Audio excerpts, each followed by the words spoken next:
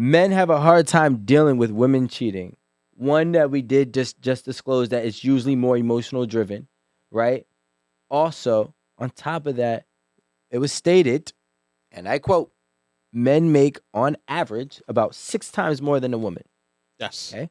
So now, if I'm a man and I'm paying for you, right? To like, well, not paying for you to own you, but I'm paying. You get what I'm saying? What are you paying? What are you paying? Where are we Everything. going with You're this? paying for her?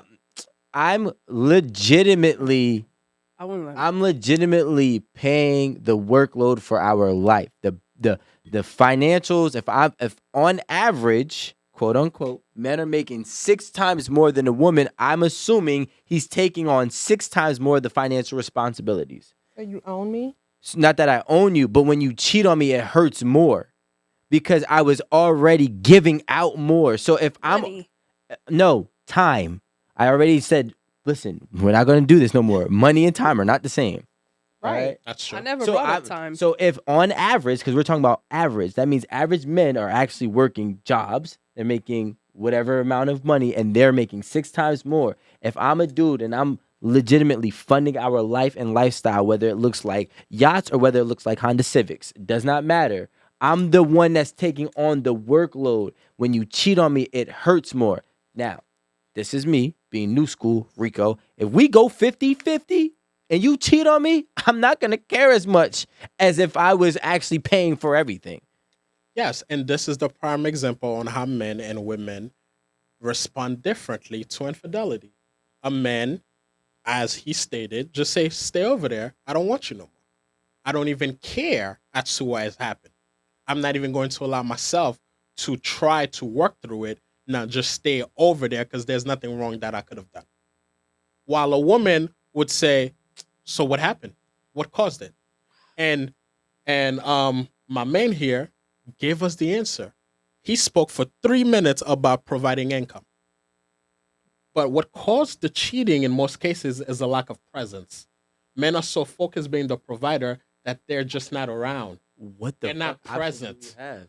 right? So the lack of presence leads to the lack of desire, the lack of feeling wanted, supported, and etc. And let's also add, when a man is the sole provider, they feel entitled to certain treatment.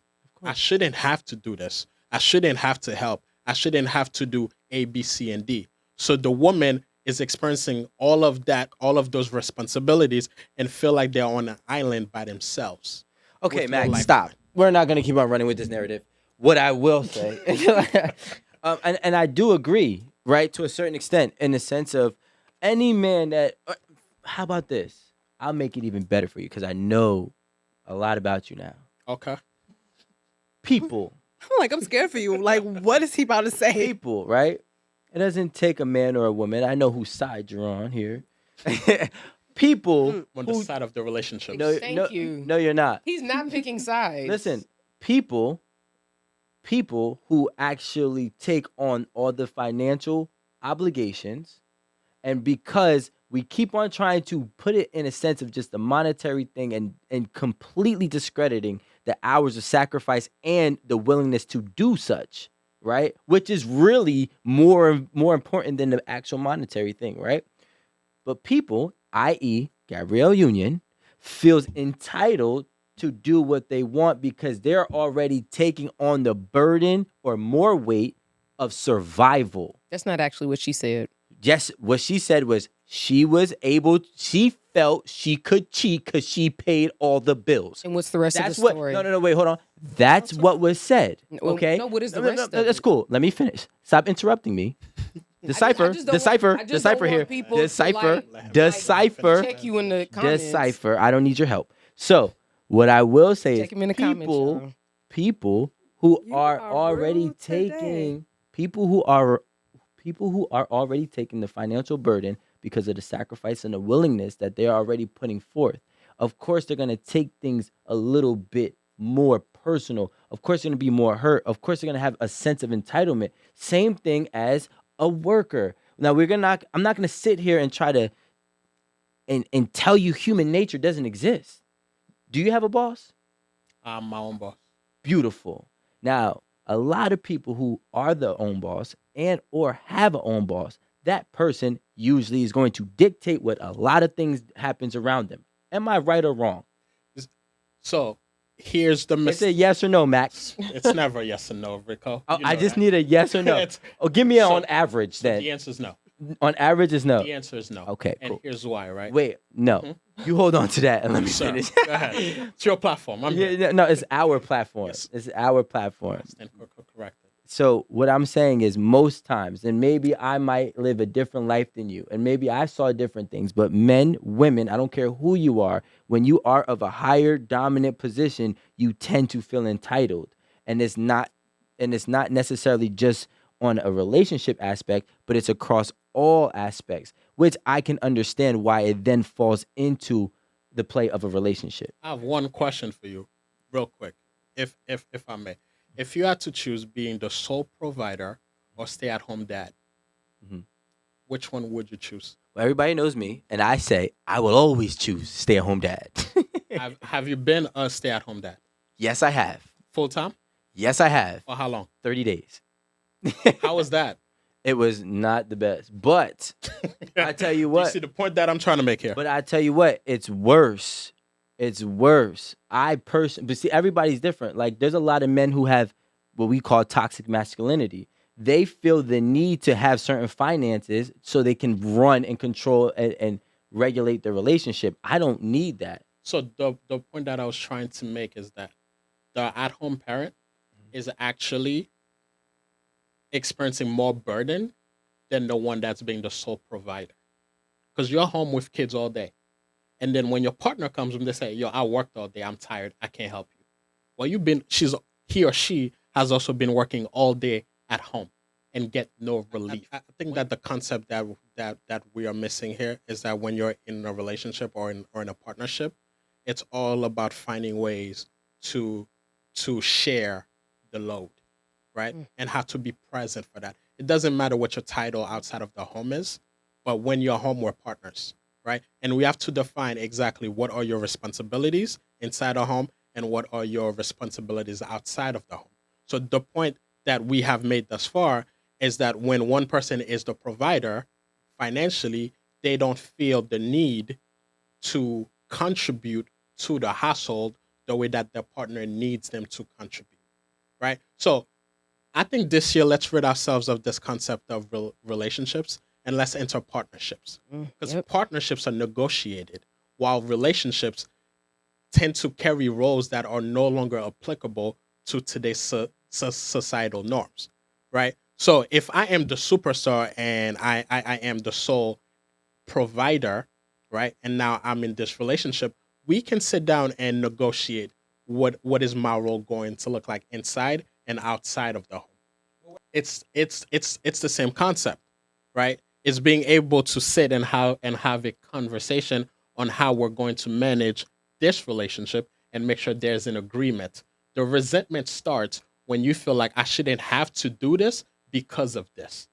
And it was never agreed upon with your partner. So what's your opinion on the women who make the same as men and say they should not have to go 50-50?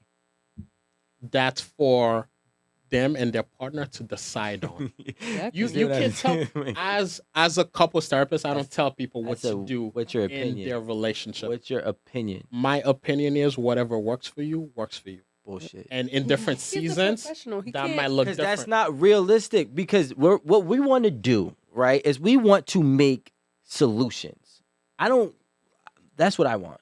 And I'm telling you like this. If any man and woman both work 40 hours a week and they making relatively the same, you're creating a recipe for disaster if you're actually expecting one person to carry more of a financial burden, right? Because realistically, you're both getting home at 5 o'clock, 6 o'clock, let's just say, or hypothetically. You're only going to be home together for 5 or 6 hours before you go to sleep. So now there's not too much of a difference between your two schedules in that 5-6 hours a day from Monday through Friday. Now, one person is carrying on more burden than the other. Yeah, you can say, hey, guess what? For me, I just need, reassurance and words of affirmations. But that's going to run out, and that's not realistic, and it's not sustainable for the longevity of a relationship. So when I'm saying you're talking about people negotiating roles to balance the workload, to balance all aspect of the all relationship, aspect of including it, the finances. including the finances. Yes, sir. So now what I'm saying is a good, in my opinion, solution with that statement would be, hey, listen, if you are both making the same amount of money, ladies and gentlemen, you both need to be a partners across the board. I don't disagree with you. That's what he said. No, that's not what Yes, he it said. is. What, He did say I'm partnership. what No, I'm no. saying is the That's point not, that I'm trying it's to not make. what he said. Yes, So, it is. What I'm saying is, it's for you and your partner to decide how we're going to share the load across the relationship, right? Not just financial. Correct. It includes everything. Some men, their identity is, I gotta pay the rent. That's my responsibility. Why is that? Because that's what they believe in. It might be the way that they are conditioned. It might be that's how they feel like they are the man. Or maybe that's a social construct. Like It could be. no, it is. I don't do coulds. It is. Okay.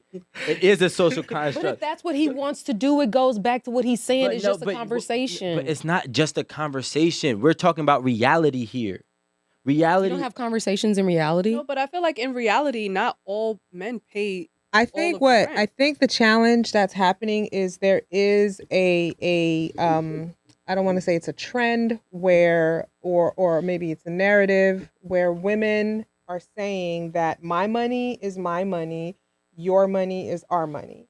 And I think that's what's happening, and I think that's what Rico is talking about in terms of the social construct where if we both make the same amount of money, why is it that this is not a partnership and women are expecting that kind of notion? Again, like I said, my money is my money, your money is our money. No, why isn't both money our monies, and let's build from there? And Can think I that's what he's actually? Can I saying. answer it? I feel that again, he's already given this answer twice. What he's saying is that in those particular relationships where things appear to be equal as far as how many hours you work outside the house, how much money you bring home, you have to have a discussion with your partner such that you identify who's good at X, who's good at Y, who's good at this, and who's good at that. So you figure out who's gonna do what. And granted, you might have a husband or a man or whatever that says, you know what? I believe that at a minimum, I should provide a roof over my family's head. Cool. You have a discussion about that. That doesn't mean that there aren't a gazillion other bills that need to be paid. You still got insurance. You still got investments. You still got utilities. You still got a car note, health insurance, life insurance, all these other things that most likely that amount surpasses just the rent. So you have a constructive discussion to figure out how this burden is going to be shared. And that's what he said like 3 times already. So I guess and I understand what Marie is saying about social construct. Cool. But social constructs, you can't let that drive your house. Thank you. This is what needs to be said. All that other. We're saying the same. No, we're Yes, not. you I feel like it too. Oh my. Go ahead. This is the thing. Like Say it in the language so that like the people. Understand? I'm sorry. Right. Like for those of y'all who agree that they're saying the same thing, great. But for those of y'all who don't, let me break it down. So he's saying a conversation needs to be had. However, Rico is more concerned with what outside people think or what society thinks and imposes that onto people in the household. First of all, who gives a damn?